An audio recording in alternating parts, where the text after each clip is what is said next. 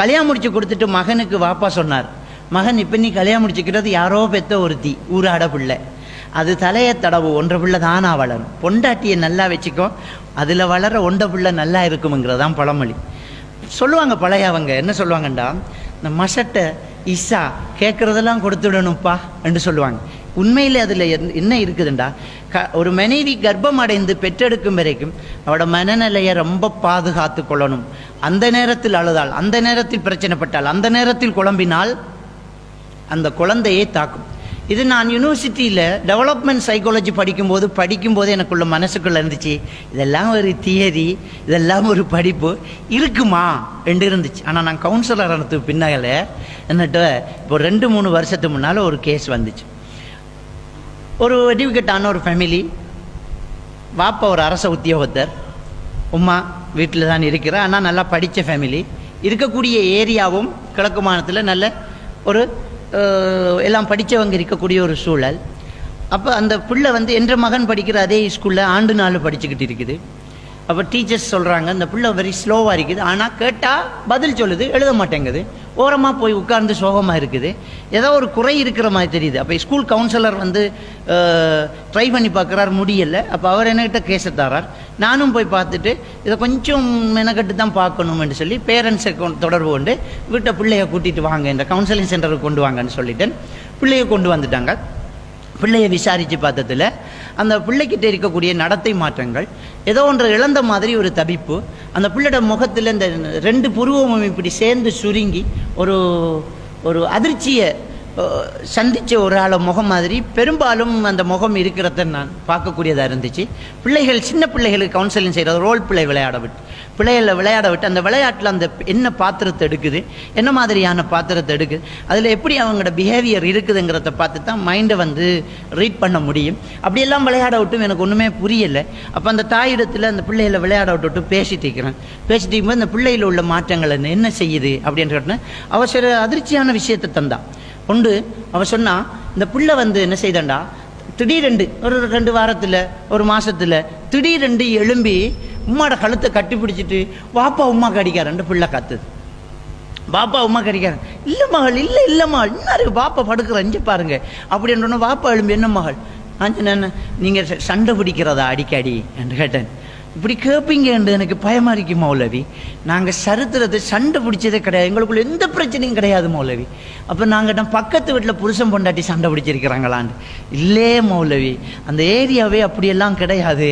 அப்படி வீட்டில் நாடகம் டிவி படம் பார்ப்பீங்களா, எங்கள் வீட்டில் டிவியே இல்லை மௌலவி, நாங்கள் அதை வச்சா புள்ள வளர்க்கலாண்டு வைக்கல மௌலவி. எனக்கு பெரிய ஆச்சரியமாக இருக்குது. அந்த பிள்ளை ஜாமத்தில் எழும்பி கழுத்தை கட்டி பிடிச்சிட்டு உம்மா வாப்பா கடிக்கிறான், வாப்பா உம்மா கடிக்கிறான்ட்டு அந்த பிள்ளை சொல்லுது. 2வது இவன் இன்னொரு விஷயத்தை சொல்கிறான். அந்த பிள்ளை மௌலவி ஒரு விளையாட்டை விரும்பி விளையாடுது மௌலவி, அழுகுறாவ. என்ன விளையாட்டு, நான் வந்து ஒரு நாள் வீட்டை மூத்த மகள் இருக்கிறா, அவள் கிளாஸ் போகிறா, இருந்துக்கோ மகள் பக்கத்து கடைக்கு போயிட்டு வரான்ட்டு போகிறேன். நான் போகிறேன், எனக்கு ஒரு பிள்ளை பின்னால் நிற்கிற மாதிரி ஒரு ஃபீலிங், டக்குன்னு திரும்பி என்னை எட்டி பார்த்துட்டு உள்ளுக்கு போகிறா. எனக்கு டவுட்டு வந்துட்டு. அப்போ பக்கத்து வீட்டால் வந்து அவங்களோட டொய்லெட் பக் உயரமாக இருந்துச்சு, அதுக்கு மேலே ஏறி நின்று மதிலால் எட்டி பார்த்துட்டீங்க என்ன செய்கிறான்ட்டு. போட்டுட்டு இருந்த சட்டையை கழட்டிட்டு கழிச்சு போட முடியாமல் ஒதுக்கின ஒரு பழைய சட்டையை போட்டுட்டு பிள்ளை வந்து அங்கே முன்னுக்கு இருக்கிற அந்த பூக்காண்டு பூச்சாட்டி, அங்கே நாட்டி இருக்கிற அந்த விளக்கு, அந்த கார்டன் விளக்கு, அதுக்கிட்ட எல்லாம் வந்து பிச்சை கேட்குது அந்த பிள்ளை. என்ன இந்த பிள்ளை இந்த விளையாட்டு விளையாண்டு அங்கேயே அழுது. அந்த பிள்ளை நான் மதிலுக்கு மேலே நின்று அழுத உடனே வீட்டுக்குள்ளே ஓடி நான் ஓடிப்போய் அந்த பிள்ளையை கட்டுப்பிடிச்சி, ஏமா இந்த விளையாட்டு விளையாடுறாய் அப்படின்னு சொல்லி நான் பார்த்த மௌலவி, ஏன் மௌலவி இந்த பிள்ளை இந்த விளையாட்டை விளையாடுது என்று சொல்லி ஆச்சரியப்படுறா. எனக்கும் இது பெரிய புதினமாக இருக்குது. அதுக்கு பிறகும் நான் பார்க்குறேன் அந்த பிள்ளைக்கிட்ட ஏதாவது பிடிக்கலாமான்னு, ஒன்றுமே முடியலை.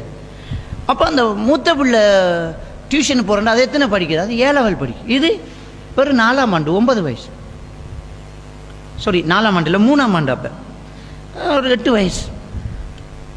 ஏன் இவ்வளோ கேட்பு ஏதாவது பாவிக்கிறீங்க? இல்லை மௌலவிண்டா அப்போ தான் ஒரு உண்மையை சொல்கிறான். அந்த முதல் பிள்ளை பிறந்ததுக்கு அப்புறம் இவருக்கு ஒரு கேன்சர் கட்டி வந்து கர்ப்பப்பையை எடுத்துட்டாங்க. அப்போ இந்த பிள்ளை அங்கே தான் ஒரு அதிர்ச்சியான ஒரு விஷயம் இருக்குது. அந்த ஹாஸ்பிட்டலில் ஒரு ஹிந்து பொம்பளை, அவள் ஒரு பிச்சைக்காரி, பிள்ளையை பெற்று போட்டுட்டு டாய்லெட்டு போகிறதாக வெளியில் போய் ஓடிட்டான். 3 நாள் ஹாஸ்பிட்டல்லையே நர்ஸ்மாரே அந்த பிள்ளைக்கு பொட்டிப்பால் கொடுத்து வளர்த்து கோர்ட்டுக்கு பாரம் கொடுக்குறாங்க. கோர்ட்டுக்கு பாரம் கொடுத்த நேரம் இவட மாப்பிள்ளை ஒரு அரச உத்தியோகத்தருங்கிறதுனால அந்த தகவல் கிடைச்சி பொண்டாட்டிகிட்ட சொல்கிறார், இப்படி ஒரு பொம்பளை பிள்ளை ஒன்று தான் யாரோ விட்டுட்டு போனாங்க, எடுப்போமான்னு 2 பேரும் மசோரா பண்ணி ஓகே சொல்லி அவருக்கு தெரிஞ்ச கோர்ட்டில் வேலை தாக்கல்ட்டு சொல்லி ஜட்ஜிக்கிட்ட பேசி எழுத்து மூலமாக இவங்க பேரையே தாய் தகப்பனா போட்டு அந்த பிள்ளைய 4ஆவது நாள் கையில் எடுத்துட்டாங்க. அந்த பிள்ளைக்கு இதுவரைக்கும் தெரியாது இது உம்மாவும் இல்லை வாப்பாவும் இல்லைன்னு. ஆனால் அந்த பிள்ளைகள் தேய்க்கிற நடத்தை மாற்றம் என்ன, பாப்பா உம்மாக்கு அடிக்கிறாங்கிற ஒரு அதிர்ச்சி, பிச்சை எடுக்கணுமெங்கிற ஒரு பழக்கம். எந்த அளவுக்கு கருவறையில் இருக்கும்போது அந்த குழந்தைகிட்ட தாக்கம் செலுத்திருக்குதுங்கிறது பெரிய ஒரு ஆச்சரியம் இருந்துச்சு. நான் படித்த விஷயத்தை நேரடியாக நானே பார்த்த நேரம் தான் எனக்கு ரொம்ப அதிர்ச்சியாக இருந்துச்சு. ஓ, இப்படி ஒரு விஷயம் இருக்குதா? ஒரு தாயினுடைய மனநிலை கூட குழந்தையினுடைய தன்மையில் நடத்தையில் மாற்றத்தை கொண்டு வருமா என்கிற ஒரு விஷயம் ரொம்ப ஆச்சரியமாக இருந்துச்சு. அதான் நபிகள் நாயகம் ஸல்லல்லாஹு அலைஹி வஸல்லம் அவங்க சொன்னாங்க, குல்லு மௌலுதின் யூலது அலல் ஃபித்ரா, ஒவ்வொரு குழந்தையும் இயற்கையை உண்மையை ஏற்றுக்கொள்ளும் மனநிலையில் பிறக்கிறது. இன்னமா யுஹப்பிதானி அவ் யுனஸ்ஸிரானி வாலிதாஹு, ஒரு குழந்தையை யூதர்களாக கிறிஸ்தவராக நெருப்பு வணங்கியாக மாற்றுறது பெற்றோர்கள் தான். நபிகள் நாயகம் ஸல்லல்லாஹு அலைஹி வஸல்லம் சொல்கிறாங்க. ஏன் பெற்றோரை சொல்கிறாங்க? பெற்றோர்கள் முதல்ல சம்மந்தப்படுறாங்க, அதுலேயும் தாய் ரொம்ப சம்மந்தப்படுறான். அப்போ அந்த தாயினுடைய மனநல ரொம்ப கவனமாக இருக்க வேண்டியது. ஒரு குழந்தைய வயிற்றில் சுமந்திருக்கக்கூடிய தாயினுடைய மனநல ரொம்ப கவனமாக இருக்க வேண்டியது. இந்தியாவை சேர்ந்த ஒரு ப்ரொஃபஸர் இஸ்ரேலில் பல ஆண்டுகள் ஒரு தொழில் நிமித்தம் போய் வந்தவர் ஒரு கட்டுரை எழுதுகிறார். இஸ்லாமிய நாகரிகம் இருக்குது, கிறிஸ்தவ நாகரிகம் இருக்குது, ஹிந்து நாகரிகம் இருக்குது. எங்கேயாவது யூத நாகரிகம் சிலபஸில் இருக்குதான்னு கேட்டால் கிடையாது. அவங்க கலாச்சாரத்தை சிலபஸை வெளியில் விடவே மாட்டாங்க. யூதர்களுடைய கலாச்சாரம் படிக்கிறதுக்கு கிடைக்காது. ஆனால் அவர் அங்கேயே இருந்ததுனால ஒரு உண்மையை சொல்கிறார். ஒரு பெண் கர்ப்பம் அடைந்தால் அவங்கக்கிட்ட இருக்கக்கூடிய சில உண்மைகள் என்ன தெரியுமா? அவங்களுக்கு ஒரு சிலபஸ் புக்கே தூக்கி கொடுத்துருவாங்க. குழந்தை கர்ப்பம் அடைந்து முதல் மாதத்தில் என்ன செய்ய வேண்டும், 2ஆம் மாதம் என்ன செய்ய வேண்டும் என்று. குழந்தையை பெற்றெடுத்து தாய்ப்பால் கொடுக்கும் வரைக்கும் சம்பளத்தோடு அரச விடுமுறை கொடுத்துக்கிறாங்க. அந்த தாய் செய்ய வேண்டிய கடமையில் ஒரு முக்கியமான கடமையை அந்த ப்ரொஃபஸர் சொல்கிறாரு. ஒவ்வொரு நாளும் கர்ப்பிணியாக இருக்கக்கூடிய தாய் கண்ணாடி முன்னாடி காலையில் போய் நின்றுக்கிட்டு இந்த உலகத்தை ஆளும் தலைவனை சுமந்திருக்கிறேன் என்று பல தடவை சொல்ல வேண்டுமா? எந்த அளவுக்கு உளவியல் ரீதியாக குழந்தை கருவிலே இருக்கும் போதே ஒரு தலைமைத்துவத்தை கொடுக்கணும்.